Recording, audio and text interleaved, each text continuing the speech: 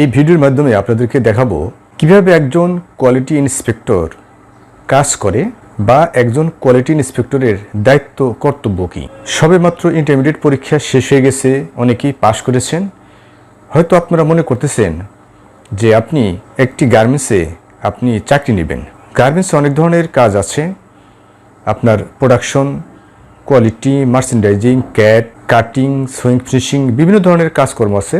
তো গার্মেন্টসে চাকরি নিতে চাইলে ইদানিং লক্ষ্য করা যাচ্ছে যে টেক্সটাইল ব্যাকগ্রাউন্ড না হলে চাকরি হয় না। টেক্সটাইল ব্যাকগ্রাউন্ড হওয়ার যোগ্যতা তো সবার থাকে না, বা আর্থিক অনটনের কারণে অনেকেই লেখাপড়া করতেও পারে না, বা হয়তো মনে করতেছে যে ইন্টারমিডিয়েট পাস করেছে, লেখাপড়া করতে পারবে না, হয়তো ছোটোখাটো একটা চাকরি করে জীবন পার করে দিবে।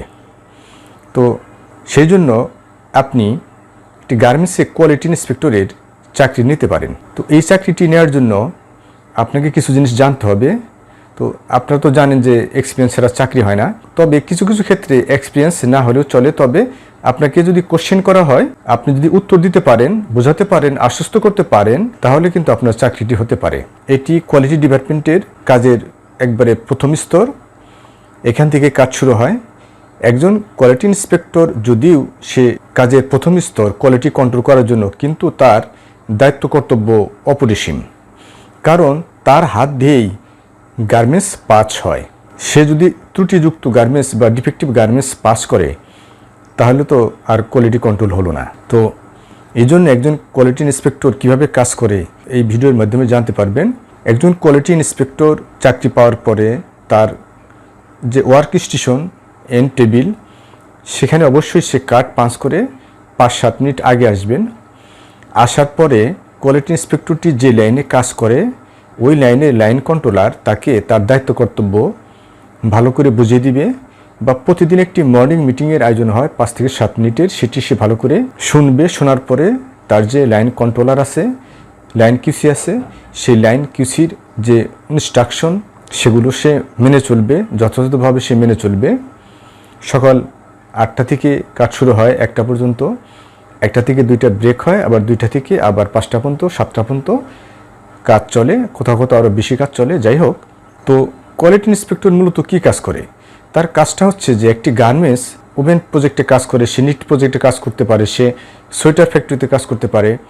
ওভেন প্রজেক্টে যদি সে কাজ করে, তাহলে সে ব্যাক পার্টে করবে নাকি ফ্রন্ট পার্টে করবে, নাকি কাঞ্চা ওয়েস্ট ব্যান্ড চেক করবে, নাকি সে এন্ড টেবিলে কাজ করবে, এটা কন্ট্রোলারের উপরে ডিপেন্ড করতেছে। ধরুন একজন কোয়ালিটি ইন্সপেক্টর সে এন্ড টেবিলেই কাজ করতেছে। এন্ড টেবিলে কাজ করার জন্য তার কিছু জিনিস জানতে হবে, যেমন সে তাকে ডিফেক্ট জানতে হবে। ডিফেক্ট কয় ধরনের, কি, এটি কিভাবে, কোনটি কোন ধরনের ডিফেক্ট, এটি চেনার জন্য আমি অচিরে একটি ভিডিও আপলোড করব, সেটি আপনারা দেখে নিন। যাই হোক, ওই ডিফেক্টগুলো পাওয়ার পরে সে করবে কি, একটা চেক শিট দেওয়া থাকে বা টালি শিট, ওই শিটের মধ্যে ডিফেক্টের এগেনস্টে কিছু কোড দেওয়া থাকে বা কিছু এবিসিডি অক্ষর দেওয়া থাকে। সেই এবিসিডি অক্ষরগুলো সেই ঘন্টা অনুযায়ী, যেমন 8টার ঘন্টায় সে 5টি ডিফেক্ট পেলো, কোন ধরনের কি ডিফেক্ট পেলো সে সেখানে এন্ট্রি করবে। এন্ট্রি করার পরে এভাবে কাজ সারাদিন চলতে থাকবে। তো এর মধ্যে সে কোয়ালিটি ইন্সপেক্টর, কোয়ালিটি কন্ট্রোলার তাকে আরও কিছু দায়িত্ব দিতে পারে, বা কোনো, এবং ঘন্টার শেষে সে ডিএইচইউ বের করবে। ডিএইচইউ মানে ডিফেক্ট পার 100 ইউনিট। তো 100 পিস গার্মেন্টসে কত পিস ডিফেক্ট অ্যারাইজ হলো, এটির সূত্র হচ্ছে total defect quantity into 100 divided by total check quantity. অথবা এটিকে আপনারা এভাবে বের করতে পারেন, total defect quantity divided by total check quantity into 100। Calculation করার পরে যে ডিফেক্ট যে ডিএইচইউ আসলো সেটি সে এন্ট্রি করবে। প্রয়োজনে সামনে তার খাতার, তার টেবিলের সামনে ব্ল্যাকবোর্ডও থাকতে পারে, সেখানে সে ওই ঘন্টার এগেনস্টে লিখতে পারে যে এই ঘন্টায় এত ডিএইচইউ পার্সেন্টেজ। তো মূলত একজন কোয়ালিটি ইন্সপেক্টরের কাজ হচ্ছে যে ডিফেক্টিভ গার্মেন্টস যেন, ত্রুটিপূর্ণ গার্মেন্টস যেন পাস না হয়। তো এখানে কিছু ডিফেক্ট আপনি জমাবেন। নিয়ম হলো লাইন চিপ ঘন্টার ডিফেক্ট ঘন্টায় রেকটিফাই করে দেবে, এটি স্বাভাবিক। কিন্তু এটা অনেকটা হয়ে ওঠে না। করে কি, ডিফেক্ট আপনি জমাচ্ছেন, জমানোর পরে কোয়ালিটি কন্ট্রোলারকে বলবেন, একটা সময় এসে লাইন চিপ আপনাকে রিকোয়েস্ট করবে ডিফেক্টগুলো ছেড়ে দেন। আপনি ডিফেক্টগুলো ছাড়বেন না, অবশ্যই জমে রাখবেন। প্রয়োজনে আপনার লাইন যে কন্ট্রোলার যদি কিছু না করতে পারে, আপনি কোয়ালিটি ইনচার্জ আছে, প্রয়োজনে আপনি ম্যানেজারের কাছেও যেতে পারেন যে আমি এই ডিফেক্টগুলো ধরেছি, এই ডিফেক্টগুলো রেকটিফাই হচ্ছে না, এখন আমি কি করব। তো দিন শেষে দেখা গেছে যে 8 ঘন্টা 10 ঘন্টা পরে 4-5 জন অপারেটর, একজন কোয়ালিটি সুপারভাইজার, একজন কোয়ালিটি ইন্সপেক্টর রেখে সেই ডিফেক্টগুলো রেকটিফাই করা হবে। তো আপনার এখানে আরেকটা কথা বলা দরকার, সেটা হলো যে একজন কোয়ালিটি ইন্সপেক্টর কিন্তু যে কিউসি পাস দেয় সেটাই কিন্তু প্রোডাকশন। কোনোভাবেই কিন্তু কিউসি পাসের বেশি আপনি যে চেক করার পরে যে সংখ্যাটা হবে সেটাই হচ্ছে আপনার কিউসি পাস, অর্থাৎ ওকে গার্মেন্টস। আপনার এই গার্মেন্টস কিন্তু অবশ্যই আপনি কিউসি পাস যা হবে তাই আপনি প্রোডাকশন দিবেন, তার থেকে কিন্তু আপনার বেশি দেওয়া যাবে না।